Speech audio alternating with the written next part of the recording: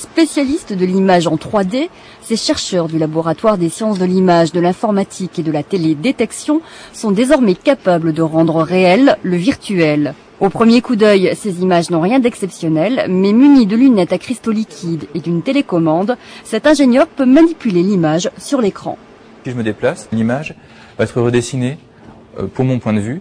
Et donc, par exemple, pour voir l'arrière de la voiture, soit je peux décider de manipuler avec le wand, soit je peux moi-même me rendre au point correspondant et par exemple regarder sous le véhicule et regarder par exemple dans le coffre.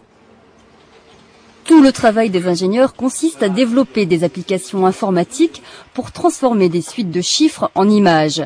Le potentiel d'un tel dispositif est immense dans le domaine de la recherche ou de l'industrie. Il peut être un véritable outil d'aide à la décision. Là, par exemple, je mets à la place d'un designer automobile qui va vouloir, par exemple, s'intéresser à la qualité de la lumière sur la voiture ou à un détail du pare-choc. Ça pourrait m'éviter de réaliser un prototype en vrai, et donc c'est beaucoup moins cher. Autre avantage de ce dispositif, il permet de supprimer les distances.